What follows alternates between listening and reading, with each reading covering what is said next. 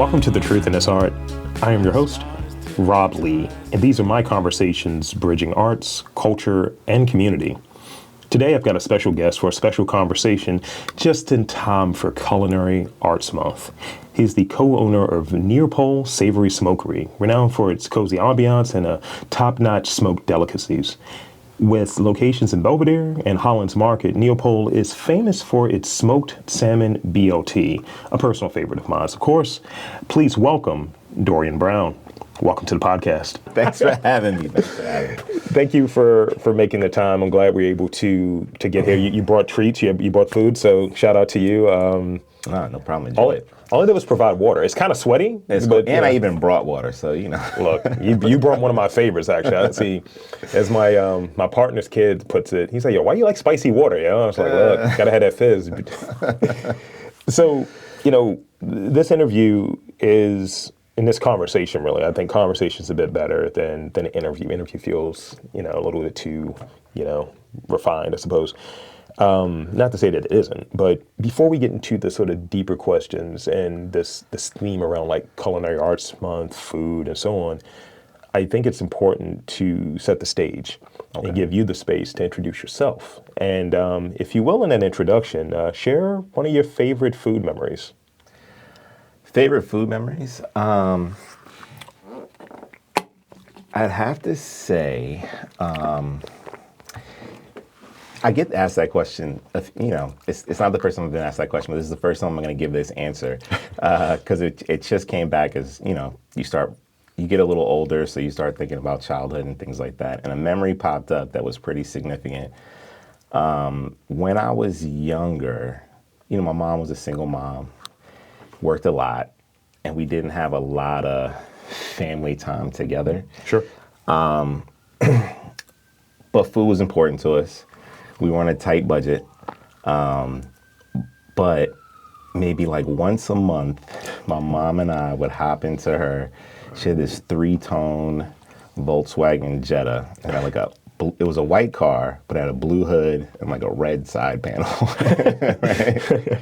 And we used to hop in the car and we would drive down to DC and go to Georgetown, right? And this was like a different time. Georgetown was popping a little bit more than it is now. It was like the place to go to in DC, right? Yeah. And the car definitely stood out. But I didn't really notice those types of things as much, except when that car was like parked in front of my middle school, then like and I noticed. But in terms of the trip to Georgetown, we would park and we would walk over to I forget what the market was. Oh, Dean and DeLuca.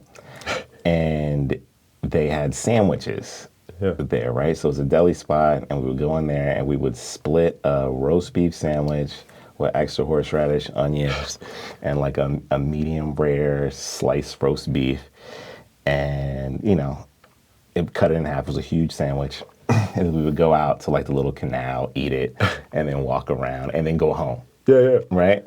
I love roast beef sandwiches, but it's like the trip, it's the sandwich, it's the ordering it, the experience of it, and then come back. So to me, it was like a huge treat. To my mom, it was like, all right, well, we don't have a lot of money to spend, but we'll go to this nice shop, look around, look at these, fancy cheeses, little marzipan animals, and things like that. And then we get this sandwich, and it was just a nice experience, and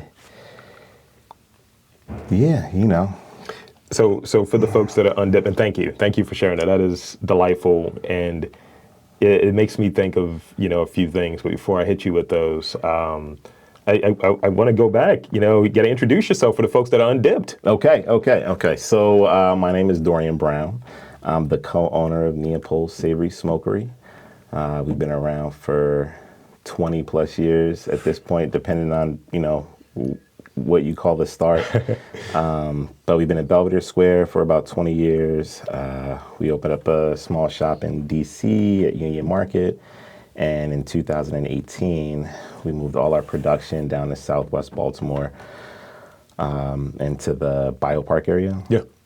And yes, that was the big investment. It's a big 4,000 square foot production space with a retail attached to it. So you can come down there, see everything being smoked, smell it from outside. But yeah, so that's my job. That's where I work, but I also love it, and I've been in the business for a long time. My partner is my mom. We started at farmers markets when I was a little kid, and I just kind of grew up in this business. So most people, if they met me when I was a little kid, they'll recognize me as like the lemonade kid from the farmers market. Or, the sandwich guy from Belvedere Square, or... that was you. That was me. Yeah, that's me. Yes, my name is Dorian Brown, not Fish Guy, Lemonade Kid. Or So going back, and thank you. It's funny. It's the sort of interconnectedness of the small to more and all of that, and we'll definitely touch on that. Sharing that story is a really great story. It's a cute story. It reminds me of just those different things. Like we grew up in, as a kid, like super young, like Lafayette projects, and it's just like we had no money, but we're a little petty sometimes.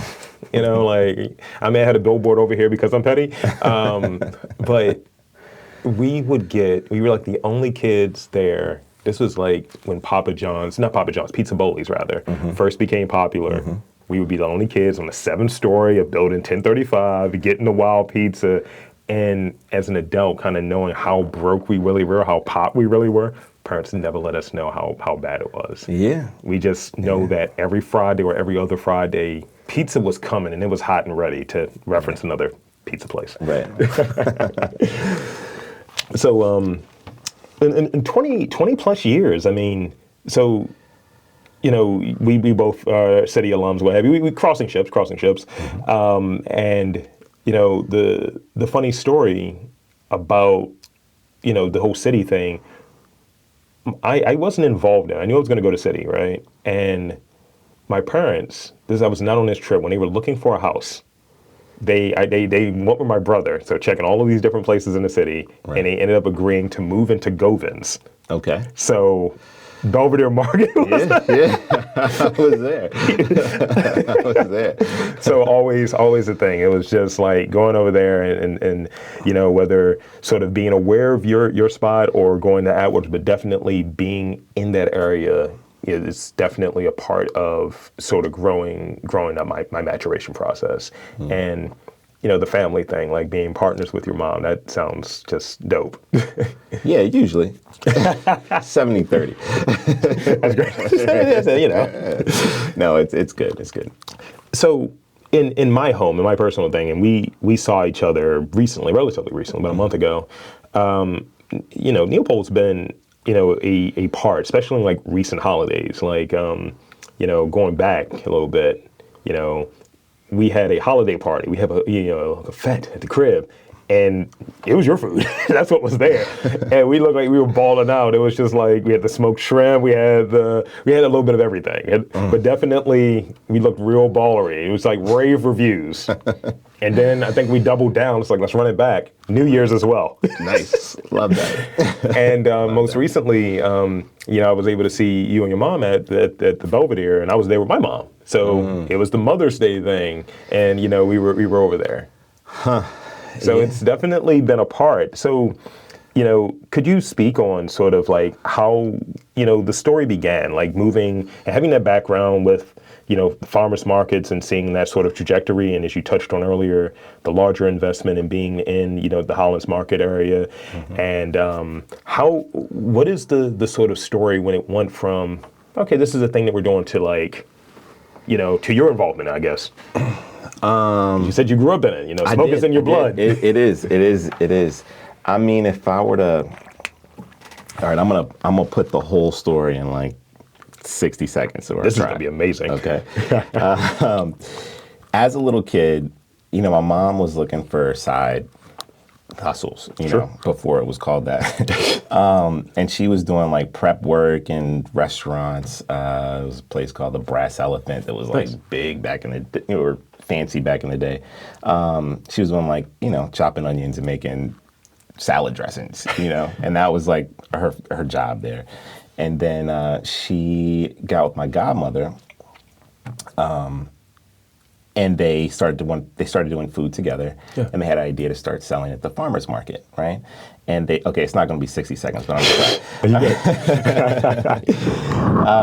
and it started off with smoked game hens, Oh, okay. right? Like pheasant, duck, Cornish game hens, things like that. So it was these two ladies, you know. My mom got a thick German accent. My godmother is a black woman from Baltimore, you know. Two ladies setting up at the farmer's market selling smoked game birds, right? It was not... It's a different vibe. It was a different vibe. It was a different vibe. The farmer's markets used to be very like produce focused. This was before like prepared food came to markets, or when it was just starting to come to markets. So they did that for a while, and they started experimenting with different things. All the while, I was, you know, no babysitter. I was at the market running around in the back with, you know, other farmers' kids and things like that. Open up a little lemonade stand just so I could be close, you know, just so they could keep their eyes on me. Push forward, experiment with different things. Salmon popped in the picture. I remember the first Christmas where they brought home some smoked salmon, and it was not delicious. It was not delicious, but and we pretended that it was, but it wasn't. Oh, so great. Right. But you know, just keep trying, right? Keep trying different things. And customers were very supportive. Sure. You know, this is the Waverly Farmers Market that I'm talking about. Yeah. And there are people that come today that came then. And we're talking 34, 35 years ago, and they're still coming, right? So that went on for a while. They opened up a cafe, actually, right next door to where we are. Oh, really? Before the Charles Theater had its renovation, there was a cafe and art gallery called Metropole. No lie. It's crazy that we're sitting here. Because right down the street was Metropole Cafe. And they had, you know, coffee, and they started experimenting with some other things. That's when sandwiches kind of poked their head out as a possibility. And it was cool. They did it from, I think they opened in 94. It was like 94 to 96. It was kind of a short run. Yeah. Neighborhood was still figuring some things out. And they had never opened a space before, right? So, but it was dope. I got great memories, art openings, you know. I was waiting tables, sort of. Just young Dorian. They had like a guest book where guests would sign, and like I think I signed like 100 times in this book. It's great. So at that point, my godmother and my mom kind of separated as far as business goes. Yeah. Still my godmother, but they just weren't in business together anymore. My mom continued on with the farmers markets and pop-up catering, things like that. That kept going for a while, pushing forward some more. When I started college at Hampton University in 2003, I got a phone call from the dorm room, and my mom said, hey, Bill Struver, who's a customer from the farmer's market, a lemonade customer, might I add, not to take credit, I'm just saying. He called, and there's an opportunity at Belvedere Square. Nice. And we had gone to Belvedere Square when I was a little kid, you know, and this is when they were reopening, right? Yeah. I'm thinking about doing it. I tell my mom, I think that's a great idea. I can come home on the weekends, whenever, you know, or some holidays, things like that, to help out. She got it started. While I was in college, I'd be back and forth. You know, Hampton's 4 hours away. So it's manageable, you know, but it wasn't.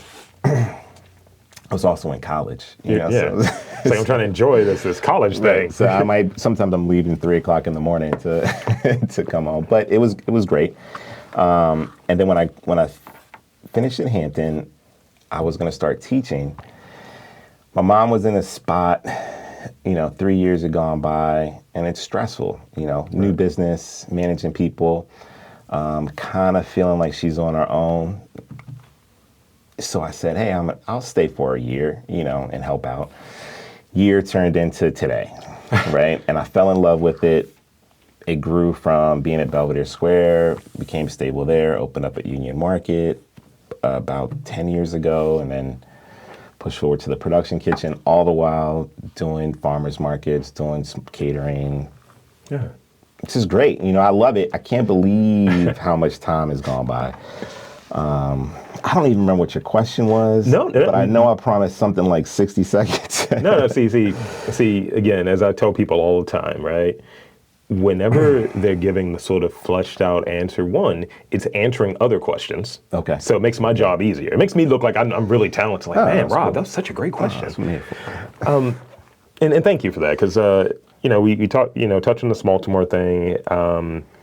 So here, with Neopol and when I think of it, I think of like seafood, and obviously the logo has fish on it. Right. So here, Baltimore, we have our seafood thing. Could you speak on sort of that relationship of sort of like, you can't mess up seafood here, Right. And being a part, like being around for 20 plus, and you around for a long time, that sort of relationship community thing, like you said, folks have been around coming back.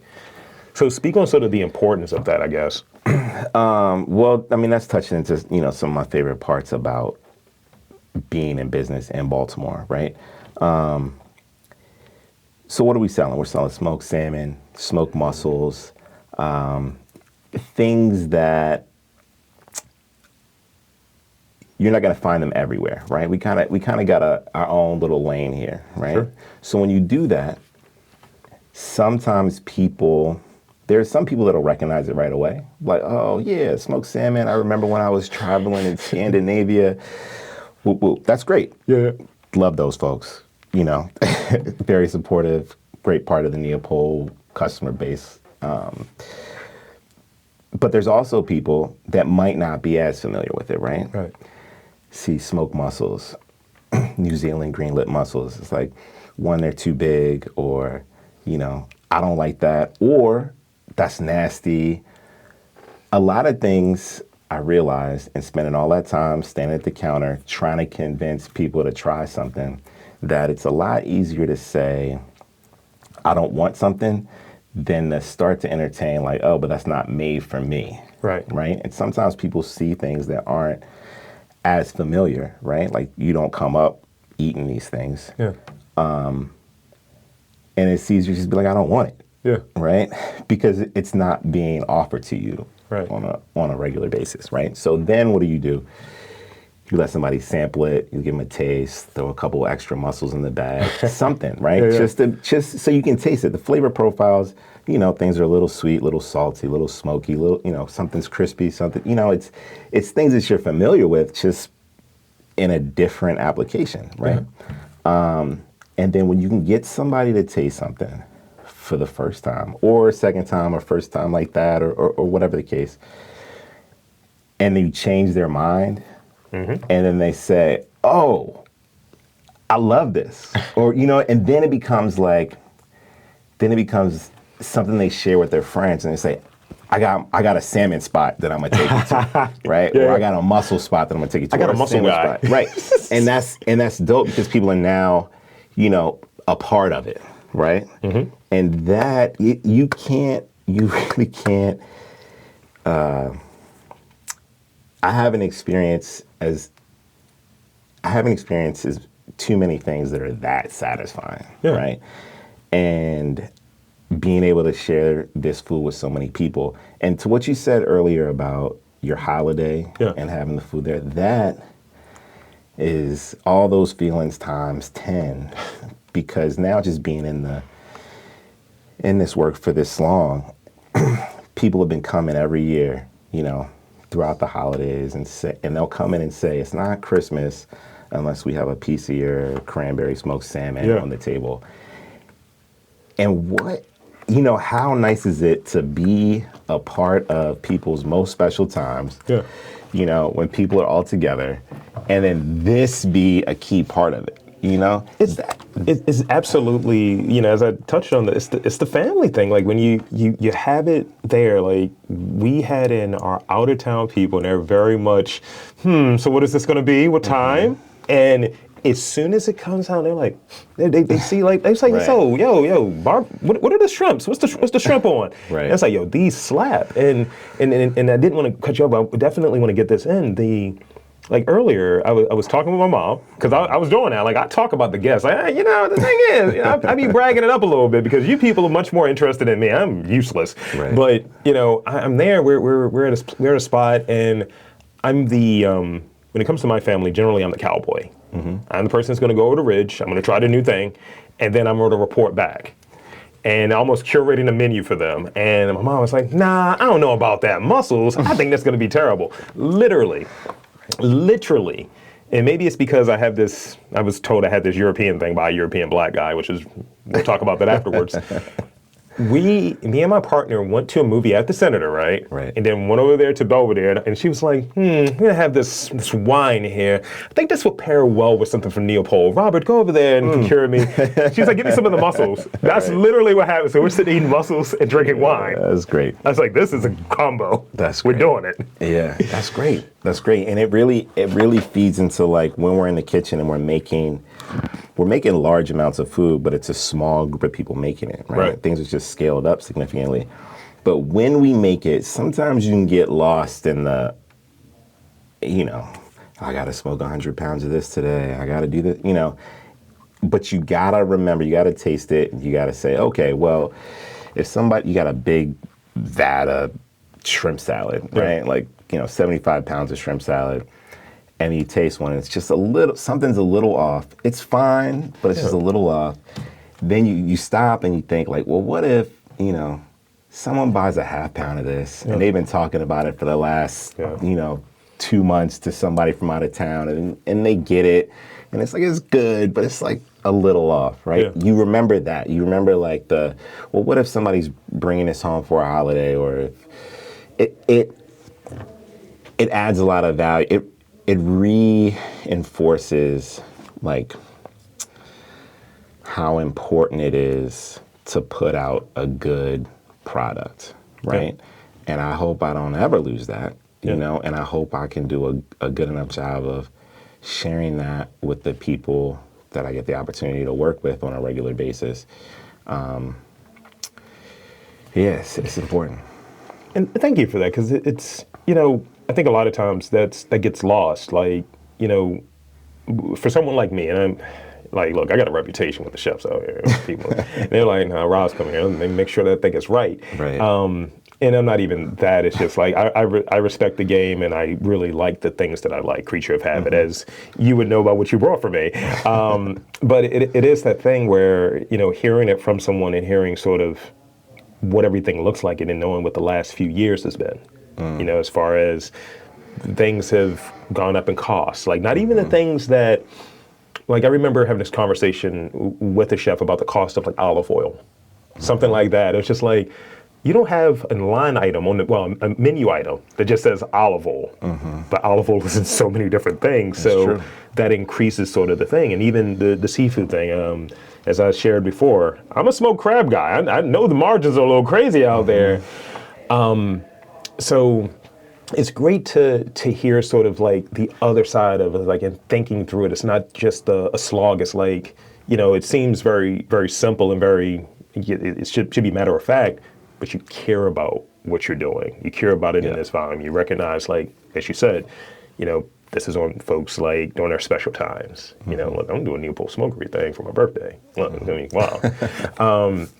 So, if you will, let's talk about the kitchen and the development piece a bit more. I definitely want to hear about sort of what goes into, let's say, maybe, you know, thinking about a new menu item, maybe thinking about maybe how to do things in a slightly different way of, like, all right, we're going to do this, because like I said, I like the things that I like, and I know the complexity of it. Like, I was always just a sandwich guy. And then when the mussels slid in, and then when the shrimp slid in, and some other few, I was like, okay. And obviously the lemonade, to give credit to, because I think it's the ginger joint? The ginger cardamom lemonade. Son, delicious. Yeah, that was, my mom came up with that one. And that was like a process of, I mean, to lead into that question, there were a lot of other flavors before that, and that's the one that worked. Yeah. I think it started as like a apple, cinnamon, cardamom, something. It wasn't. It wasn't. Let me reverse that. Right. It sounded good. That's why we started with it. But there were lots of different variations, and that's the one that stuck. I guess with like development. A lot of it it's a lot of trial and error, When we started at Belvedere Square, there were no sandwiches, right? Just smoked fish, but it was slow. So we had a bunch of salmon left. And then Atwater's was right next door. Yeah. So we got some bread. And then we started smoking some bacon. And that's, where the salmon BLT came from. Yeah. The crepes, the stuffed crepes, kind of came around with, we smoked too much salmon yesterday. We have some potatoes, so we make this stuffed, salmon and potato crepe, and make a cool aioli with it, and things like that. But there were lots of other crepes that we made, and and they just didn't work as well. And that's fine with having the farmer's market, and then also having a relationship with customers, right? You can find out what people think quickly, if it doesn't work, you stop making it, you try to make something else. The mussels came off. I was trying to make, I can't remember what it was, but it didn't work out, and I had this marinade, and then tried it with, a couple mussels, and did a few things, and they turned out great. Yeah. Tried them, and now we're smoking probably, 600-700 mussels a day. 8, I mean more than that actually, but we're smoking a lot of mussels. Yeah. And people are into them. No, I mean 100%. I mean, it was one day we had I think some leftovers, right? And I was just like, yo, can we like throw this in some pasta? Now it's gonna put this on some bread. It's gonna take it directly out of the shell, just put it on some bread. I'm gonna be a degenerate right now. I just want this flavor, and it's definitely the complexity. That's there. Like, I like when I get something that I'm not expecting, that I know is done well, that it has complexity in it. And I went into it blindly. Like I said, I only had I know bacon.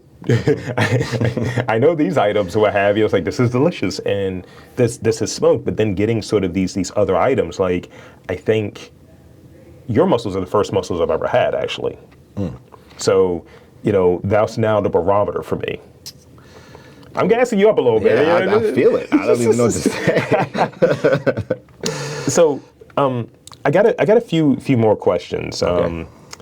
So got the new idea. So that's good. So talk about sourcing ingredients, because I'm always curious about that. We hear sort of, we got the sustainability conversation, and we touched on a little bit earlier about sort of the cost of things, like getting things in, and like, maybe I'm working with this provider, and it's like, I like their product, but now I don't know if I like this cost as much. So talk about sort of like the considerations when it comes to sourcing, like what drives it, and what are those relationships like? How do you like cultivate and maintain those relationships? Right. So, I'll just be completely honest with you. You got two things that you're constantly thinking about, right? Like, it's a business. Now, when we first started, this was not in the top of our mind. Sure. And we felt, the effects of that for sure. But profitability was kind of like, oh, we just want to make some food and sell it, and just, we got some money left over. That's great. But as you scale up, right, and you've got the different locations, mistakes become very, very expensive, right? So you got to make sure that you have a product that you can sell, and you're not losing money on it, right? Right. So then you're faced with this thought, like, okay, well, how much can we charge for it? Are we going to just charge we're going to do a traditional model and we're going to get the best of everything, the most expensive ingredients, and then the sandwich is going to be, $26, right? Okay. Look, I'm bougie. Yeah, I mean, but when you think about, when we go back to remembering that, like, we're trying to sell people that mussel for the first time. Still, we're trying to get people to taste something, make sure that they know that, like, we get up in the morning to make food for lots of different, for everybody. Right. You know what I mean? It's not for specifically anyone, right? When you start making things that price people out, then you are making them for a specific audience, right? So we don't want to do that, but we also don't want to purchase trashy ingredients and put that together, right? Absolutely. So then you think you got to really, like, think about what you're going to commit to. So we are in a place where we put a lot of energy into sourcing the proteins that we use properly, right? The smoked salmon, the mussels, all the meats and things like that. Buy locally when we can, buy from sustainable sources. Is it always going to be local? Well, one, we're selling salmon and there is no salmon in the bay, and if there was, I mean, I don't know. It's like the episode of The Simpsons for some reason, right? No shame on the bay at all. No shots. But as far as salmon goes, obviously we're not getting that locally, right? Right. So we do try to get things locally when possible, but just to make sure we can get a consistent, healthy product, right? Am I gonna say that all of the onions we use in the salmon salad are organic and the, I'm gonna tell you that I wish they were, but they aren't, Sure. And that's kind of where we can kind of keep the meat in the middle a little bit. And a lot of places, this is the same thing a lot of places do, and they just don't say it. But we're just, I'm just telling you, and we're down to answer questions about where we get our food from at any time. And if they don't know at the counter, then they can call the kitchen, and I'll sit and talk to them for, 10 minutes. Yeah. The biggest purchase that we make weekly is the smoked salmon, right? We're buying about 12 to 1,500 pounds of salmon a week, right? Which is a lot. Yeah. Because we're buying so much, we can get some reasonable pricing with our seafood providers, right? Yeah. And we can also ask a lot of questions about where it's coming from, what's the salmon eating, where it's from, how fresh is it. You want to see receipts. Yeah, like I want to know my fish. Exactly. And it's the same thing with the trout, same thing with, any of the other proteins that we have. I actually went and took a trip to Scotland to see, one of the farms where the salmon comes from. And we don't, because we're buying so much, and we're only buying sustainably raised salmon, it goes against the logic to think that, like, we can get all that salmon from the same place all the time year round, right? So it moves around. It depends on the time of year. If we're getting it from Norway or from Scotland or from Canada, wherever it is, we know where it's coming from, and then we decide, this is salmon that we'll take, this is salmon that we won't take. It's a tough thing though, because restaurants are faced with this all the time. The price, we're talking about 1,300 to 1,500 pounds of salmon a week, right? Mm-hmm. The price of salmon can shoot up $1.50 a pound, right? Let's just say it's $1 a pound. Sure. That's $1,500 a week that we just lost, right? That's $3,000 every 2 weeks, $6,000 a month. Right. That's a lot of money, and it's not like I can recoup. I can't tell you, okay, the salmon BLT is this price today and surge pricing. Right. So it doesn't work like that, right? So when you're put in that position, it is very tempting and very difficult to have someone say, "Oh, I got this other salmon coming from, just open up the jacket, this hole, and something." And I mean, it wouldn't work because people would know the difference. I think, but it's out there. It's like, especially when you're in times, like when COVID was like at its peak and you didn't know what was what. Saving $6,000 a month sounds great, but It's just not the move that we make. But when I hear people, I don't think it's okay that it happens, but I definitely understand.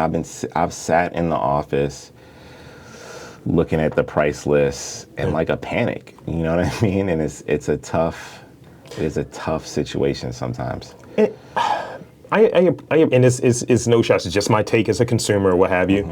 I appreciate you sharing that, because that is sort of peering behind the curtain, the Freddie Mercury-esque aesthetic, of what's happening in the background. Because I think there was this period where folks are reacting, to sort of what the reality is. I understand, like, the industry by and large, it's thin margins. You know what I mean? And there were some folks who were like, well, the price of a crab cake just went up. Like, it's like the price of the brick just went up. I'm like, yo, this is wild. And, the way that it was presented was not in a, hey, this is what this is, and a sort of, I'm open to sharing it with you. It's more so like, as an annoyance, I'm going to like be very kind of like, kind of weird about it. And it's like, we know that everything costs more.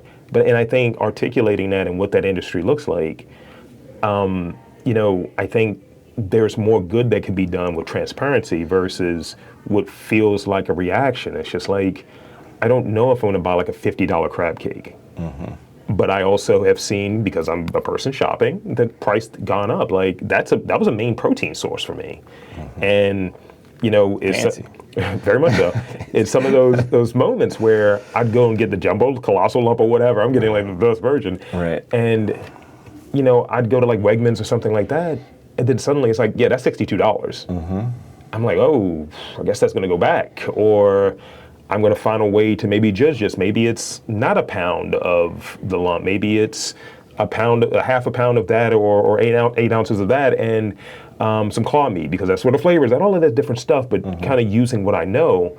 But if I'm providing it, because that's one of the holiday things. When we do Thanksgiving, right, the expectation is like, Rob is going to make crab balls, smoked crab balls, and I don't skimp on it. So it's just like, here's these expensive crab balls. So I was like, I need at least 2 of them, because I'm going to be really tight if I'm trying my own, crab balls. So yeah, thank you for that. That's a really good thing to have as context, and to hear that that's the consideration that's there. So I got one last real question, and it ties actually to one of the things you were touching on a moment ago. And I say real question because the rapid fire question, you can't escape those. You're like caught in the net, if you will. So I watch a lot of cooking shows, like too many, some might say, right? And there's like a crisis in the kitchen. Or I was watching some show, and the dude makes sandwiches, he does pop-ups, but the bread guy never showed up, and he's like, what are we gonna do? Commercial break. And it's always ill-timed, right?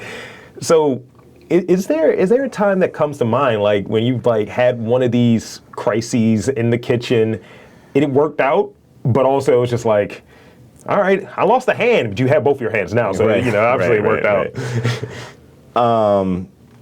Well, I think anybody that works in a kitchen knows that there's always a crisis. Sure. Smokers go down, refrigerators go down, orders don't come in. I think that that's my my strongest point. Is in those situations, because I just go into it knowing that something is going to be wrong. Right? Okay. Yeah. And that's okay, And a specific example is tricky, but let me say this: one thing you want to do is you want to make sure that you have a good relationship with your customers, right? Because if something goes wrong, they can if you don't have a good relationship, they're mad at you. If you do have a good relationship, they're like, "Oh, are you okay? What are we gonna, how are we gonna get through this? We're working on this together now." So we no smoked salmon this week. Okay, so what are we going? Are you baking it this week? Like it's like, okay, so we're in it together, right? So I think it's important to establish that, and to just keep make sure you go into it with a cool head, and you can. If I'm stressed out, then everyone else is going to start getting stressed out. If I go into it saying, okay, we'll figure it out, I think everyone else kind of follows that suit, hopefully, you know. But okay, definitely the most stressful moment in my entire career is the first Christmas after COVID. Christmas Eve day, which is our busiest day of the year. I'm at Belvedere Square at like 3-4 o'clock in the morning. I get a phone call from one of the folks that was working yesterday. Yeah. And he hits me, he says, I don't know how to tell you this, but I've got COVID. And everyone that I was working with is exposed to it. So no one could come to work on the busiest day of the year. We're talking like busiest Saturday of the year times 4, right? And I get this, historically, the day before Christmas, I'm up probably 23 to 24 hours doing platters, doing extra smoking and things like that. So I'm exhausted. I get this phone call and I realize I got 2 people to work tomorrow, me being one of them. Show up to the shop with someone else who's not even supposed to be working. Had to call them in on Christmas Eve, and we're setting up. We like pre-portion things as much as we could. There's no sandwiches that day. It's just, pickups and like salmon out the case. We have a hard open time, and there is a line of people like out the door, and they're just waiting, right? And everybody's uncomfortable. They don't want to be close to each other anyway. Yeah. And they're just waiting. And I look up, and the first person that is in the line says to me, and this was a customer that from way back when, supportive, not my favorite. And he usually gets like baskets made. Yep. Forgot to call and order a basket. He's standing there with a basket, and he says, I need you to make me a basket. And I look him in his eyes, and I'm just tired and hurt and sad. And I'm like, I can't do that for you. You know what I mean? Yeah. This isn't gonna happen. And just gives me the hardest time, to the point, you get so mad that you just want to, like, you almost feel like you're about to cry, Yeah. That was me, right? No. That was me. First customer. And he just wouldn't leave. He was like, well, I'll pay double. I was like, it is not about that. I've been supporting you for... It's Morton Salt. It's like when it rains and pours, it's like, of course it would be this. Mm-hmm. And then I just kind of got to get cold and just remember that, it's not going to happen and you need to step off. Like, I'm sorry, you need to step to the side, please, sir. It was like I was at that point, and then customers behind me, and then we just, got the day going that way. But that was the hardest... Yeah. That was the toughest day, for sure. And I don't even like thinking about it. Thanks for bringing that up. Thank you for revisiting. Oh my gosh. Digging that up. So sorry. And if that guy hears this, you know what I'm talking. You know it's you. You know it's you. But anyway. Wow. That is shots fired. And so no. You're giving the real stuff, and that's what we want here. I think it's like folks who know the taste, know the brand, and know the sort of business and the folks behind it to a degree, but getting more and more of like the sort of like the real story and the thinking that goes into these things. It adds the sort of humanizing of it, but actually sort of that extra context. Like, it's an invitation to go deeper. It's an invitation like trying this mussel for the first time. Yeah. No, I love this. I love talking about it. I love doing it. I love the folks that I work with. I love, I try to, I met my wife through Neopol. Yeah. And she gets it to an extent, but I'm always like trying to remind her about, this is like my jam. It like, I never feel like I very rarely feel like I'm at work, and I love my wife and she loves me and she understands. But there's just a part of it that you just can't get unless you're like in this industry, 100%. But I dig it very much. All right. Yeah. So you said you like this part. This is the part you might not like. We're here to the rapid fire part. Okay. All right. As I tell everyone, right? Don't overthink these. As the question goes, as the statement goes, if you watch your reality TV, if you're up on that, I said what I said is sort of the mentality here. Got it. All right. So here's the first one. If you're having a bad day, who do you talk to? Who do you call? My dogs. I talk to my dogs because they have no opinions. They just love me no matter what, no matter how wrong I am. Love it. What has been your proudest moment as, chef, owner, in that space in Neopol? What's been your proudest moment? Proudest moment is when we bought our second smoker and it was rolling into the new production kitchen over top, underneath of the giant hood that we designed ourselves, over the floor drains that we picked out in the perfect spots, and that was definitely the proudest moment. And I think about it. I think about it often. The smoker is bright and shiny. It's great. Yeah.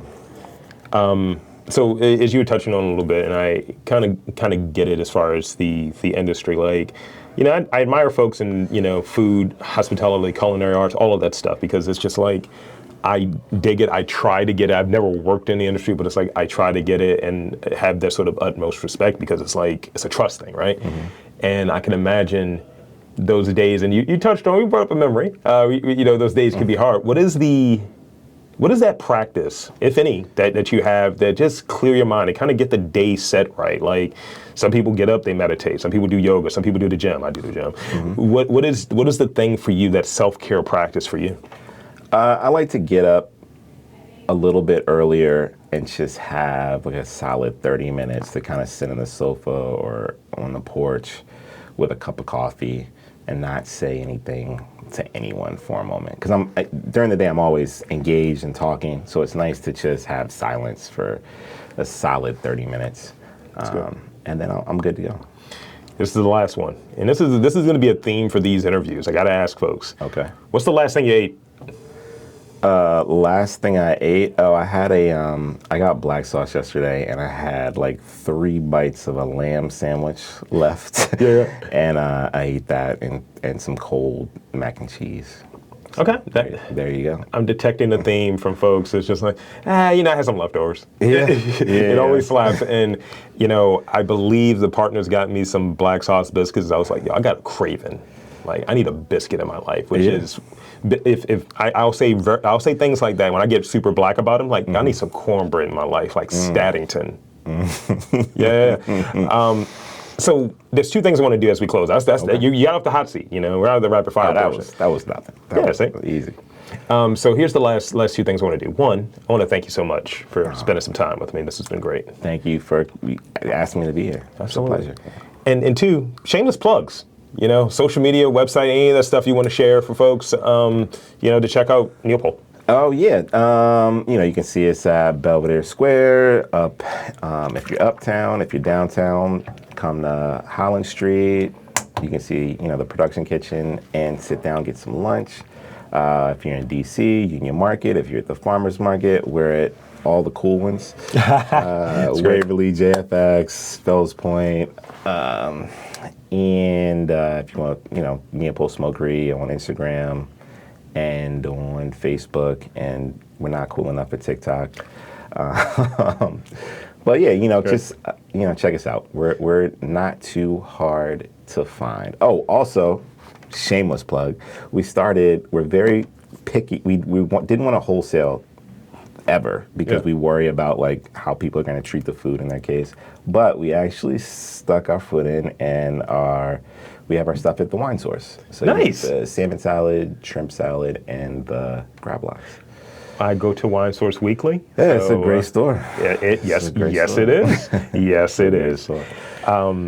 And just for a little extra, a little extra judging for you, right? Yeah, please. So I put out a poll. Okay. On Reddit, and it's out there on Instagram of best sandwich. Okay. Neopol's come up a lot. I love that. The people have spoken. It's about 50 votes, and Neopol is in the lead by a pretty wide margin. Nice. It's some really good sandwiches in Baltimore. So it's nice to be in the company of other folks too. Yeah. Really. So there you have it, folks. I want to again thank Dorian Brown from Neopol Savory Smokery for coming on to the podcast. And I'm Rob Lee, saying that there's art, culture, and community in and around your neck of the woods. You've just got to look for it.